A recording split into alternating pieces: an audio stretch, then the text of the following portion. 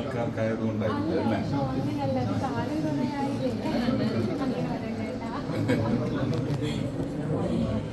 ഇത് ജസ്നയുടെ അമ്മയ്ക്ക് വീട് വെക്കാൻ വേണ്ടിയുള്ള പണസമ്പാദന മാർഗമാണ്.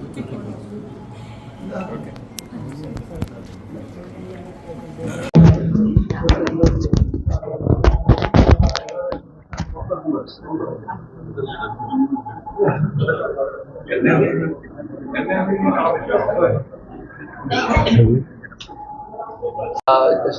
ഇന്ന് ഒന്നുകൂടി ഭയങ്കര സന്തോഷമുള്ള ഒരു ദിവസം കൂടിയാണ്.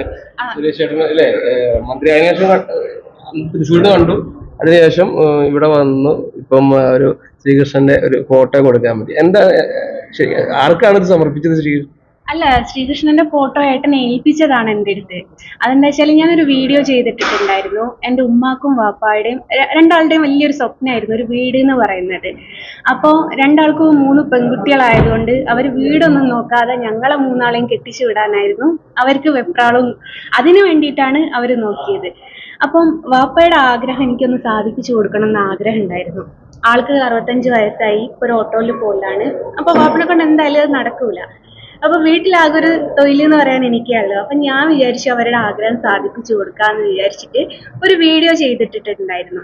ഇങ്ങനെ അവരുടെ ഒരു ആഗ്രഹം സാധിപ്പിക്കാൻ വേണ്ടിയിട്ട് എനിക്ക് ഏകദേശം ഒരു 400 ഫോട്ടോയുടെ ഓർഡർ കിട്ടിയാൽ ഉമ്മയുടെയും വാപ്പയുടെയും ആഗ്രഹം സാധിക്കും. അപ്പൊ നിങ്ങൾക്ക് ആർക്കെങ്കിലും ഫോട്ടോ വേണമെങ്കിൽ എന്നെ ഒന്ന് കോണ്ടാക്ട് ചെയ്യാൻ വേണ്ടിയിട്ട് ഞാൻ ഒരു വീഡിയോ ചെയ്തിട്ടുണ്ടായിരുന്നു. ആ വീഡിയോ കണ്ടപ്പം ഏട്ടൻ പറഞ്ഞു ആദ്യത്തെ ഓർഡർ എൻ്റെ തന്നെ ആയിക്കോട്ടെ, 1 അല്ല 2 ഫോട്ടോ എനിക്ക് വേണമെന്ന് പറഞ്ഞു. അങ്ങനെ ഏട്ടനെ ഏൽപ്പിച്ചത് കൊണ്ട് ഏട്ടന് വേണ്ടിയിട്ട് വരച്ചു കൊണ്ടുവന്നതാണ്. അപ്പോൾ ഇത് കൊടുത്തതിന് ശേഷം ഇൻഷാല്ലാ ഈ ആഴ്ച തന്നെ ഞാൻ കുറ്റിയടിക്കണം എന്ന് വിചാരിക്കുന്നുണ്ട്. നടക്കുമല്ലേ എന്നൊക്കെ പടച്ചവന്റെ കയ്യിലാണ്. അങ്ങനെ കൊടുത്ത ഫോട്ടോ ആണിത്.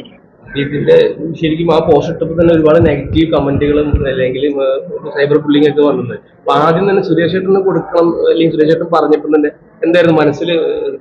ഇല്ല, ആദ്യം എനിക്ക് അങ്ങനെ ഒരു ഓർഡർ കിട്ടിയപ്പോൾ എന്താ വെച്ചാൽ ഞാൻ ഇവിടം വരെ എത്തിയിട്ടുണ്ടെങ്കിൽ അത് ഏട്ടൻ്റെയും കൂടിയും എന്താ പറയുക സപ്പോർട്ട് ഉള്ളത് കൊണ്ട് മാത്രമാണ് ഞാൻ ഇവിടം വരെ എത്തിയത്. അപ്പൊ ഇത്രയും കാലം സപ്പോർട്ട് ചെയ്ത ആള് തന്നെ ഒരിക്കൽ കൂടി സപ്പോർട്ട് ചെയ്തപ്പോൾ ഭയങ്കര സന്തോഷം. അപ്പൊ ആദ്യം ആ ഫോട്ടോ തന്നെ കൊടുത്തിട്ട് ബാക്കിയുള്ളത് കൊടുത്ത് തുടങ്ങാന്ന് കരുതി. അപ്പം കുറെയൊക്കെ വരച്ചു തുടങ്ങിയിട്ട് ഏകദേശം ഒരു 150 ഫോട്ടോന്റെ ഓർഡർ എനിക്ക് നിലവിൽ കിട്ടിയിട്ടുണ്ട്. ഈ 400 ഫോട്ടോ എന്ന് പറയുന്നത് 2 വർഷമെങ്കിലും എടുക്കും എനിക്കിത് വരച്ച് തീർക്കാൻ. പക്ഷെ ഉറക്കൊയ്യാനും വരയ്ക്കാനും ഞാൻ തയ്യാറാണ്. കാരണം എൻ്റെ ഉമ്മയും വാപ്പയും ഒരിക്കലും എനിക്ക് വേണ്ടിയിട്ട് ഉറക്കൊഴിഞ്ഞിട്ടുണ്ടാവും. അപ്പൊ തിരിച്ച് അവർക്ക് വേണ്ടിയിട്ട് ഉറക്കൊയ്യാൻ കിട്ടുന്ന ഒരു അവസരം ഞാനത് കാണിക്കുന്നു എന്നേ ഉള്ളൂ, അത്രേ ഉള്ളൂ. വേറൊരു വലിയൊരു ഫോട്ടോ പണിപ്പുരയിലുണ്ട്. പണിപ്പുരയിലുണ്ട്. അത് വലിയൊരു ഫോട്ടോ എന്ന് പറയാൻ എന്നെക്കാട്ടിൽ ഹൈറ്റ് ഉണ്ട് അതിന്. അതെന്ന് വെച്ചാൽ ഈ വർഷം നമ്മുടെ ശ്രീകൃഷ്ണ ജയന്തിക്ക് ഗുരുവായൂർ സമർപ്പിക്കാൻ വേണ്ടിയിട്ടാണ്. അപ്പൊ കഴിഞ്ഞ വിഷുവിന് ഞാൻ സമർപ്പിച്ച ഫോട്ടോ എന്തോ ചെറിയ പൈസ കങ്ങാൻ അവിടെ ലേലം ചെയ്ത് പോയപ്പോൾ പലരും എന്നോട് മെസ്സേജ് ചെയ്ത് ചോദിച്ചു, എന്തിനാണ് ഇനി ഇങ്ങനെ കൊടുക്കുന്നത്? നിങ്ങൾ മേടിക്കുന്ന ചെലവിന്റെ പൈസ പോലും അവരവിടുന്ന് മേടിക്കുന്നില്ലല്ലോ, പിന്നെ കൊടുക്കേണ്ട ആവശ്യമുണ്ടോന്ന്. എത്രയോ ആൾക്കാരെ എനിക്ക് മെസ്സേജ് ചെയ്തിട്ടുണ്ടായിരുന്നു. അവരോടൊക്കെ ആയിട്ടാ പറയുന്നത്, ഞാൻ ദേവസ്വത്തിനല്ല കൊടുക്കുന്നത്, ഞാൻ എൻ്റെ കണ്ണനാണ് സമർപ്പിക്കുന്നത്. അത് എത്രത്തോളം വലുതാക്കാൻ പറ്റുമോ, എത്രത്തോളം അതിന് ചെലവായാലും ഒന്നും എനിക്ക് വിഷയമില്ല. കാരണം ഞാൻ അവിടെയാണ് സമർപ്പിക്കുന്നത്. അത് പിന്നെ എന്താവും എന്നുള്ളത് നോക്കണ്ട, കണ്ണൻ സ്വീകരിക്കും, അതെനിക്ക് ഉറപ്പുണ്ട്. ഞാൻ അത്ര മാത്രമേ നോക്കുന്നുള്ളൂ.